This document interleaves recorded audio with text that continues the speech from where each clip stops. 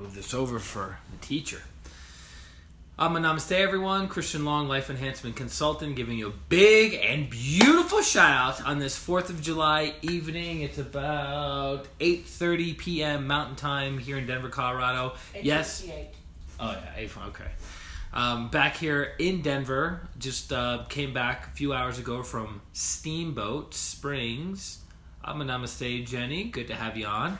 And getting ready to go to the airport. Now, this isn't me going to the airport because I've gone to the airport for myself, I think 9 or 10 times this year.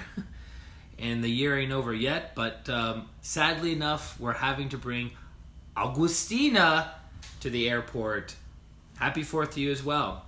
And we had a great, Adriana, I'm going to say we had a great, fantastic visit for this week or the past 8 days. And it started off rough, not because of anything that we did separately or together, but it was what the dynamic was health-wise, and all kinds of funky things happened and stirred up. But we were able to redeem ourselves and had an amazing trip at Steamboat Springs. We spent about 2.5 hours at the Strawberry Hot Springs, which that was our very first time going to the springs or hot springs. We went to a mineral springs in New Smyrna Beach, Florida. Avani, Namaste, which the temperature was kind of cold, not going to lie. It was about 76, 77 degrees, which is cold for water. But the springs that we went to today varied anywhere from about 105 degrees to about 115 degrees.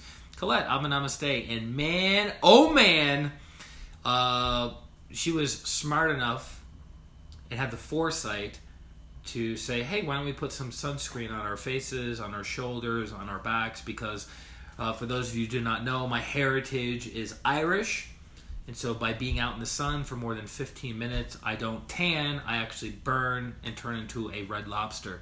So it was really nice to not burn today, put it on my face, my ears, the back of my head, my shoulders, my upper back, so that was nice. And then what was most interesting about the Steamboat Springs, and by the way, go online, look it up on Google, Strawberry Hot Springs, Steamboat Springs, Colorado. It's beautiful. It's one of the top hot springs, not only in Colorado, but probably the West Coast.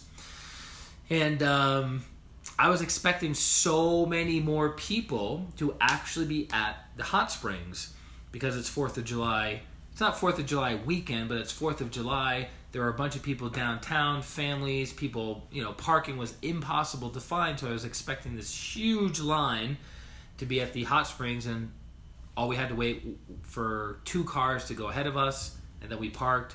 We spent about 2.5 hours there, and then we went to this place called Fish Creek Falls, which is amazing. So the ride from the hot springs to the Fish Creek Falls, beautiful houses overlooking beautiful vistas, the whole valley.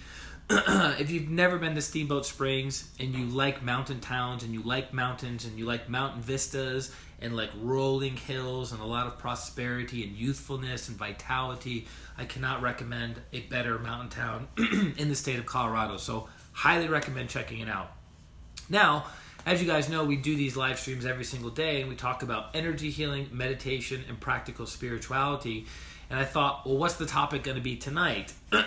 And I'm still thinking of what that topic might be tonight.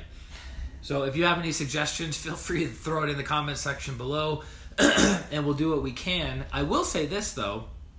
I mentioned this in a previous stream, but about a mile down the street from my apartment here in Glendale, which is a subsection of Denver, small town, about 5,500 people, but it's connected to Denver. People just consider it part of Denver. Krupa, Namaste. There is a amazing bookstore that has brand new spiritual books, second, third, fourth editions of spiritual books, and then original copies of like 90, 100-year-old editions of spiritual books written by great spiritual teachers and about great spiritual teachers with priceless, invaluable spiritual teachings to evolve yourself. And one of the books that I started reading, which is mentioned time and time again in pranic healing, is called Treaties on Treaties Fire. Hold that thought. Hold that thought. Because some of the titles seem very similar to each other, and I want to make sure I give you the right title. A Treatise on White Magic. That's it. So this book is an excellent book. I just started reading it because it was recommended by a senior pranic healer to me about a specific question that I had. A Treatise on White Magic. And what I love so much about pranic healing and so much about Grandmaster Chogo Kokusui is that he says the teacher is a perpetual student. The teacher is a perpetual student. So he meant himself, as a great teacher, is a perpetual student, always learning, always experimenting, always getting feedback, and refining and critiquing to offer the highest level of truth to the most number of people. So he meant himself, but he also meant somebody who is a teacher that has students. And by the way, you cannot be considered a teacher if you don't have students. That's a little tip. As you're teaching, you should always be learning, always be learning, always be learning. So Grandmaster Chogo Kokusui encourages pranic healers and arhatic yogis to study spiritual books, spiritual teachings from other spiritual schools and spiritual teachers. Not to say, okay, because I'm the master of pranic healing, and I'm the master of arhatic yoga, do not study anything else. That would be silly. That would become fanatical and fundamental, and we don't do that in pranic healing, right? So we study as everything that we can to practice discernment and to gain deeper understanding as to why we're doing what we're doing. So this book was channeled from the great Holy Master DK, or Holy Master Dracul, through Alice Bailey, who is an English esoteric student.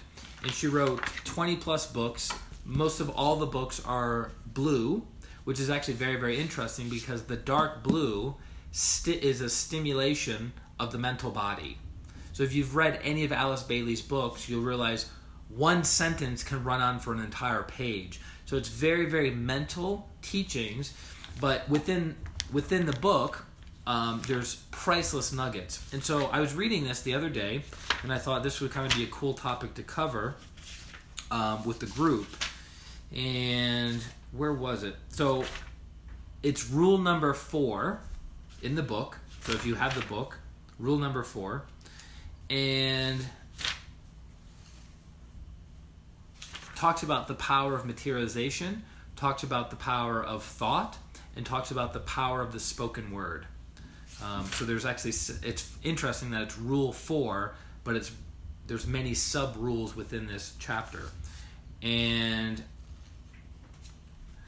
it was interesting how it talks about that the great ones, the great beings that guide the evolution, not of just humanity, but the evolution of the cosmos, that they're always looking for souls who are raising their hands, saying, I'm ready, willing, and able to be an instrument of goodwill and the will to do good. And if the person has a strong desire with humility to serve the work of the great teachers, the great teachers will use anyone and everyone who is willing to be that person. Because the interesting thing is, the great teachers cannot work on the physical plane. The great teachers are looking for physical instruments, i.e. us, that are in the physical body, to carry out their energies and to uplift humanity. So what they're always doing is showering down, raining down, and radiating their blessings, their insights, their wisdom, and it's our job as physical instruments to be humble, to be conductive, and to be receptive to those energies through our spiritual practice, through our prayer practice, through receiving energy healing, by giving energy healing. And we are basically, consciously or unconsciously, depending upon the development of the soul, raising the vibration of the entire planet to a minute degree. So if you have enough people who are raising their hands to be instruments of goodwill and the will to do good, you can uplift humanity and raise the vibration of humanity faster, which is actually what is happening, because we're moving, we went from the Piscean age, which lasted for about 2,500 years, and now we're moving into the Aquarian age, or the age of Aquarius, which is an air sign. So the Piscean age was a water sign. Now we're moving into the air sign. And so anything and everything that deals with these subtle elements of air, of the mental body, of communication, is going to become more and more and more predominant over the next several centuries, actually for the next 2,500 years. And we're moving up towards the Golden Age, or the Sat Yuga, as opposed to going into the Dark Age. So when we had the Dark Ages in the 12, 13, 1400s, humanity was going away from the sun, away from the radiance of the great teachers, because it's the law of cycles, law of change. You go up, you go down, you go up, you go down. The sun goes up, the sun goes down, the wave goes in, the wave goes out, right? So law of cycle, law of change. We rest, then we have activity. We rest, then we have activity. We don't have activity forever, and we don't have rest forever. You inhale, you exhale. You can't inhale forever, and you can't exhale forever. So we're now on the upward swing of getting closer to our physical sun, and our physical sun provides energy and provides life for our planet. So as we're moving from the Piscean age to the Aquarian age, we're going up and up and up and up and up in our ability to tap into higher vibrations and higher frequencies. So the great teachers and the great ones are constantly looking for beings, souls, human souls, that say, I am ready, willing, and able to be an instrument of goodwill and the will to do good. And little by little by little, they provide us with insights, they provide us with energy, they provide us with blessings to uplift ourselves, our community, and ultimately the world. But here's the interesting thing. Any person on the planet can be replaced. The great ones give us an assignment, and if we don't carry out that assignment, they just give the assignment to another soul. Now, if they give us an assignment, we complete the assignment, then they give us the next level of assignment, or the next homework, if you will, right? And if we carry that out, we get another assignment. If we fail to carry that out, they say, okay, this soul is not ready, willing, and able. This soul doesn't have the capacity or the ability to fulfill the divine plan that we have for this portion. So we pass it on to another soul who can do it, right? So Avani says, referring to holy science and autobiography yogi, isn't it Dwapara Yuga? I guess it's cycle insight, cycle wondering. That's a very good question. I've read Autobiography of a Yogi. I've not read Holy Science, but I know that was by his teacher, Sri Yukswar. Dwapara Yuga, I've never heard of that Yuga. So that is a cycle within a cycle. Yeah, we're moving towards Sat Yuga. The Yuga we're in now, I'm not exactly sure which Yuga we're in. And the interesting thing about Yugas is they have mini cycles, minor cycles, and major cycles, right? So some of the Yugas are like 250,000 years, 25,000 years, 2,500 years. So there's different cycles and different Yugas. That is not my area of expertise. Master Choa covers that in greater detail in a class called Spiritual Business Management. And then there's always a joke with one of the Master Pranic healers that he loves talking about the Yugas.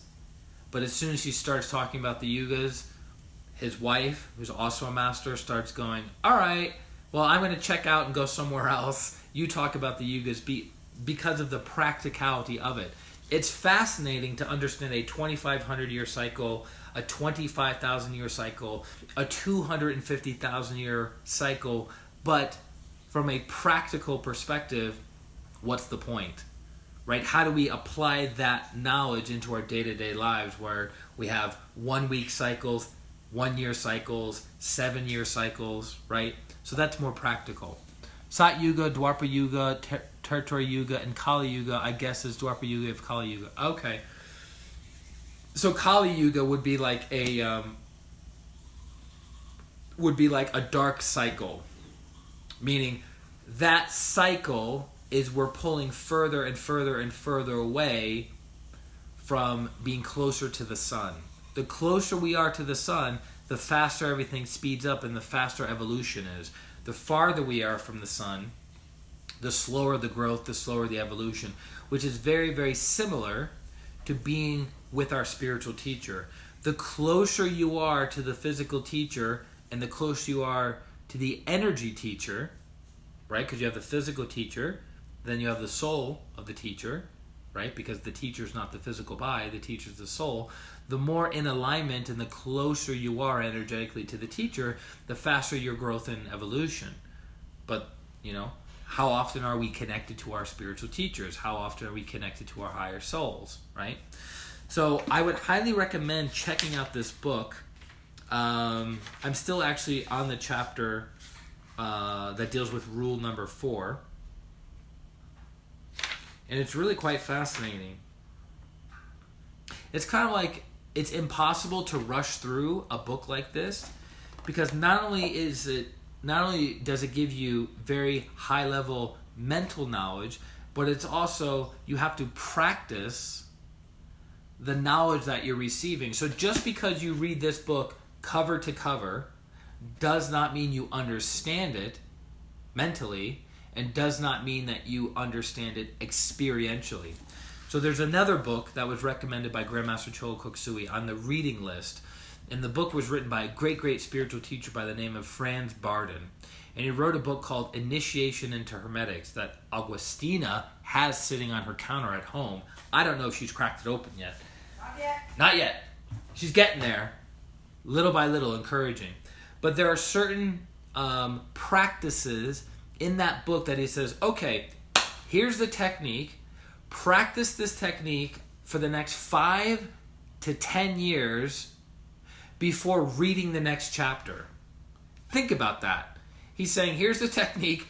Practice this technique for 5 to 10 years before you even go to the next chapter.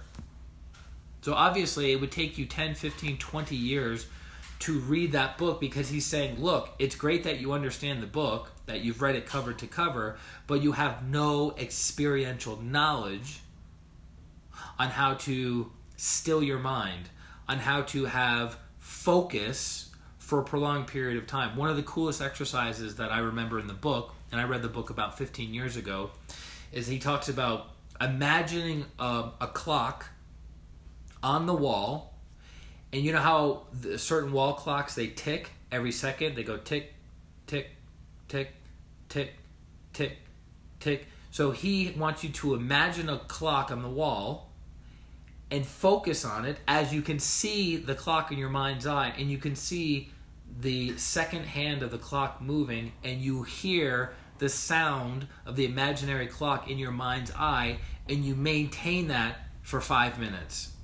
That's not easy to do.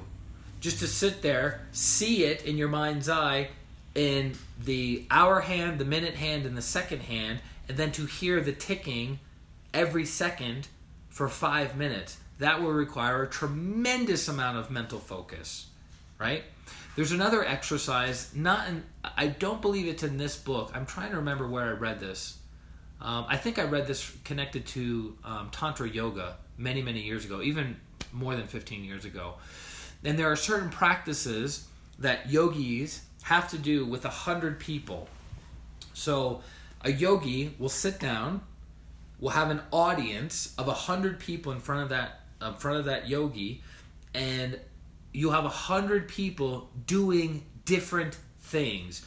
One person will be, turning their head, another person will be raising their hand, another person will be saying something, another person will be doing whatever, right? So you have 100 people doing 100 different activities for a period, I think it's about maybe 5 to 10 minutes. And the yogi has to be aware of every single person and what they're doing for that entire time. They have to record what those 100 people are doing over a 5 to 10 minute period. Think about how complicated and how difficult that would be, right? Most people can't even remember where they left their car keys, and these yogis are able to sit down and observe what 100 people are doing for a 5 to 10 minute period, and then recite back to their teacher what was going on. So that doesn't just require focus, right? Single pointedness. That also requires awareness, because when you focus on something, you take all of your attention and you put it on one point, and you go very deep into that one point. Awareness is expanding your ability to focus and taking in a whole environment. So that requires you to do focusing, and awareness simultaneously. Super complicated, right? But again, these yogis have these practices for years and years and years and years. How many of us are willing to dedicate 5, 10, 15, 20, 25, 30, 35, 40, 50 years of dedicated practice to develop a certain ability for a certain purpose? Now again, these yogis are not just doing these abilities to impress the public and be like, look at what I can do, look at how great my memory is, look how good my visualization is, look how good my ability to concentrate is, right?